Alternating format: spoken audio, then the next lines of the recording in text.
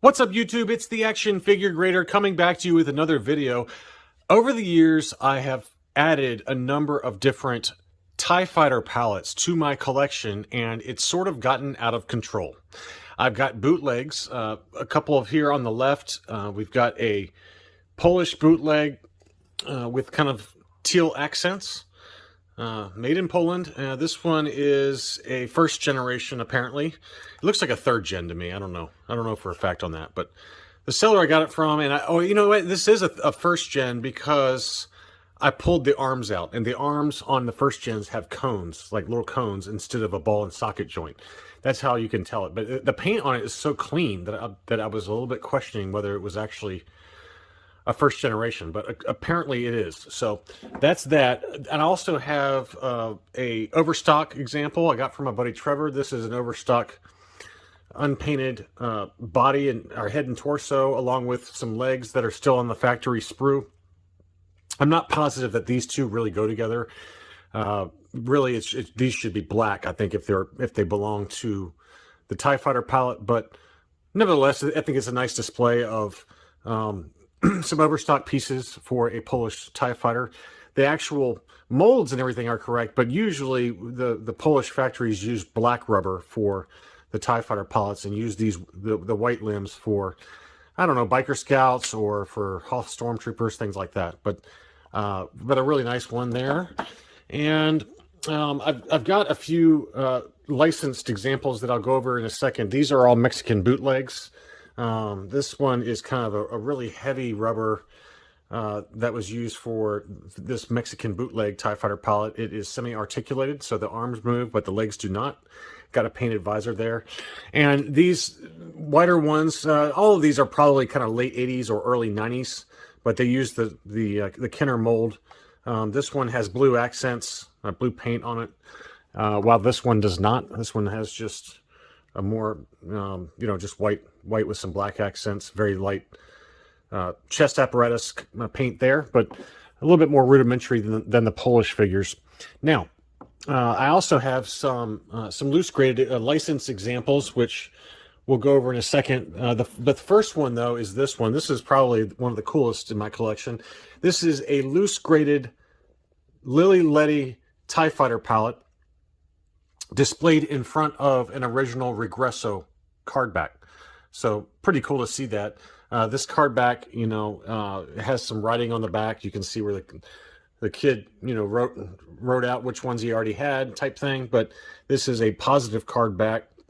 There are some negative card backs, which I have one of those in my collection as well. And we covered one of those in a market update recently for a mint on card. I believe it was a Ledy Lando in Skiff Disguise. But anyway, I got this as a pair, and this is loose graded, displayed with card back, 80 plus for the Ledy TIE Fighter palette. Really nice example. I got the weapon there on the side. It's a black weapon, and I'll go over that in more detail in a second when we look at these AFA graded examples. This one is a 65 back B that I had graded by Collector Archive Services. It is graded 80 overall, 80, 80, 85. Yellowed blister there. This one I had in my collection for a really long time and had never gotten it graded or anything, but I decided to go ahead and get it graded. This is probably a year or two ago now.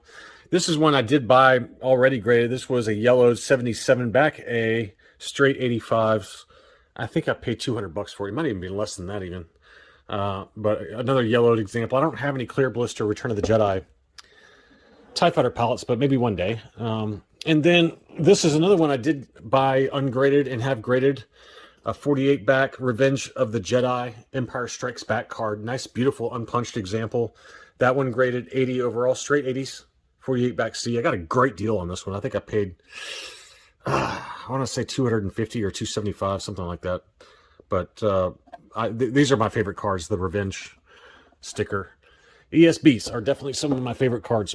Okay, so then we got 3 licensed figures, and I just received a new one in the mail yesterday, so that's why I'm doing this video. First of all, we got a China variant. This is the China, made in China variant. So these appeared mainly on Return of the Jedi cards, like we just looked at. And I'll note when you compare it to the Hong Kong, which is on the left, the Hong Kong has got a slightly darker weapon. It's hard to see there, but otherwise looks pretty similar. But both of these are graded 85, and a really nice one. The Lili. This is also another Lili Ledy, and you can see that the big difference is this is a no COO, which is what the Lili Ledy is based off of, and it's kind of similar to the Pbp, except it's not a scar COO. But the gloves on the Ledy are noticeably glossier and lighter in color. You can see how much lighter the gloves and the boots are for the Ledy versus the Hong Kong or the China. And also the weapon is black plastic instead of a gray or dark gray plastic. So this same weapon was the same one that comes with the Lili Ledy Jawa. So the Jawa came with this same blaster. A really nice example. This is graded 85. So I've got an 80 plus on the card back, and then I've got the 85 AFA loose graded. I way overpaid for this one. Way overpaid. I bought this one right during the heart of the Lili Ledy craze, when everyone was overpaying for Lili Ledys. So I was guilty of it. You know, oftentimes you guys in the comments will comment, "Oh, I overpaid for that." Well, guess what? I overpay for stuff all the time. So it happens. It happens to all of us. Now here's the new one that I want to show you. I just got this one in the mail yesterday. This is a Spanish Pbp figure. So this was made in Spain after the Spanish POC factory merged with another company called Pbp. They started manufacturing their own parts, assembling and painting them in Spain. And so this is an example of one. So really nice. And there's a number of noticeable differences that I'll show you here in a second. First, let me show you the label. It's a beautiful archival case. It's graded 80 overall. Again, AFA, we've talked about this, but Kenner labels the Pbp figures as Kenner/Pbp. In my opinion, that is idiotic. We don't do that for Lili Ledys. We don't say Kenner/Lili Ledy. The Pbp factory was its own entity. They were producing their own parts and assembling and painting them in the Pbp factory. So this should really just say Pbp Star Wars. But end of rant. But this one is the large emblems / scar COO. And that's true for most Pbp Spanish figures, is that they have a scarred out COO. They took like the Hong Kong molds and then scarred it out on the original molds before they started actually using those molds to cast the plastic. And so it's got and I'll show you an example from the book by Javier Ruiz Lopez here in a second. But so that's one thing. Now it's very similar. The paint color for the boots and the gloves are very similar to the Hong Kongs in China. It's a little bit darker than the Lili Ledy, which is quite a bit lighter. And maybe that doesn't come through. Is this the Ledy? Yeah, this is the Ledy. But you see how they label this Lili Ledy? That's the way this should be. It shouldn't say Kenner/Pbp. But hopefully that's coming through. It may not. But the color on the boots for the Ledy is quite a bit lighter than the Pbp. So that's one thing to note. The other thing I'll note is that at least on this example, the chest apparatus paint is quite a bit more faint. And Pbp and POC figures, Spanish figures, they're known for kind of weird paint applications. And the book goes over that in a little while, which we'll go over. But the paint on this one, at least, is a much more faded kind of orangey look versus the heavy dark reds that you found on the Ledy and the Hong Kong and the China. I do not have the made in Europe no COO. That's one I've bid on it several times and I've just never acquired that one. That's the only other major variant that I'm missing in terms of countries of origin for this figure. The other thing I'll note, and it's already mentioned in here, is that it's a large emblem. There's a number of different emblems that you can get for the Spanish Pbp figure. And what's unique about this one is that it's a factory error. You can see, and again, it's common with these Pbp figures. They just had bad paint, bad assembly, and this one has a double emblem. It's a single emblem there, and then a partial second emblem. You can see it right behind that upper emblem. Now the emblem is way larger, and that's why it's mentioned large emblems. There is a smaller emblem version as well, but look how large and forward the emblems are on this one versus this one. So the emblems are set back a little bit farther than the Pbp, and they're smaller. It's quite a bit smaller than the PBP version of the emblems. But it's a cool factory error. Now, I got a great story on this, and for those of you who follow me on Instagram, you've already seen this story. But this double emblem, I thought, hey, that's pretty cool. And so I sent it to my buddy Matt. The Matt is a friend of mine and who I bought the Toxic Limbs Bosk from. And he's like, wait, is that mine?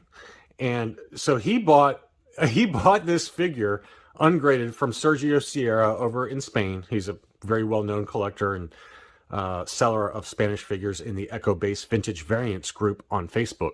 So Matt bought that figure, this figure, from Sergio, and then he submitted it to AFA last year. I think it was last year. It might have been 2 years ago. And had it graded. And so this is the grade it came back with. So Matt checked his files, and we compared the serial number on AFA's site to his example, and it's the exact same figure. So it went from Sergio in Spain to Matt. I won't disclose much more about him, but in the US, he sold it to another person in California, and then somehow it ended up in Hawaii.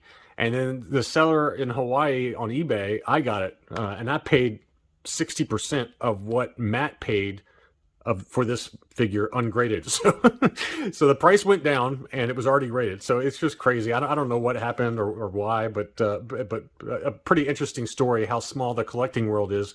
When a good buddy of mine that I've known for years, sells this figure off, and it somehow exchanges hands a number of times and gets to Hawaii, and then from Hawaii to me, and it's going to stay with me until I keel over and die, and my wife has to deal with it. So anyway, so it's just a funny story there. So those are the 4 variants we've got. We've got the Hong Kong, the China, the Ledy, and now the Spanish Pbp figure. And again, the one I'm missing is really the no COO. It's a totally different figure. Now the book, which we've covered in the past, the Made in Spain Comprehensive Catalog by Javier Ruy Lopez. The example in the book is the PBP versus the no COO that I don't have. And so it shows some of the paint applications. Again, the PBP figures were known for this bubbly paint, really poor paint applications. Mine does not bubble like that. I looked at mine closely, and I would have pointed it out if it had, but mine is not bubbled like that, but some of them are.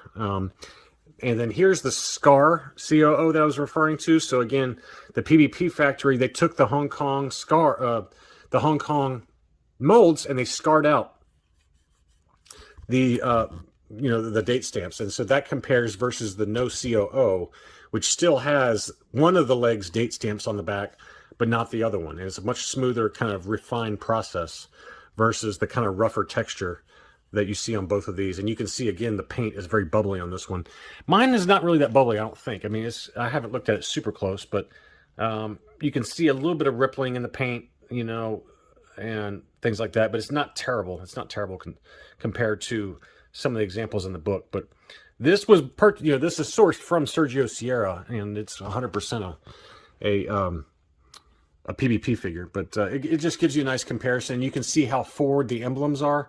Now, one error that I would like to get is the PBP TIE Fighter palette also occasionally, by accident, they put the AT-AT drivers emblems on the head instead of the TIE Fighter palette emblem. So mine is just the oversized, this one, the oversized emblem here, and this is the error figure. So UKG, you'll see some UKG graded examples. I think one just sold last month, actually, with that AT-AT driver emblem, which I really want to get that one because it's kind of cool to see the emblem on the head not match on the shoulders. But this is the correct emblem. This is the AT driver's emblem. And so that's a very common one that you can find. It's a little bit more expensive than the one I have here. But be on the lookout for that variation, because you will see those graded by UKG very commonly. I've never seen an AFA or CAS graded example, but UKG does grade those occasionally, and they're pretty expensive. You're probably talking $250 or so, $250 would be a rough estimate for a high grade example.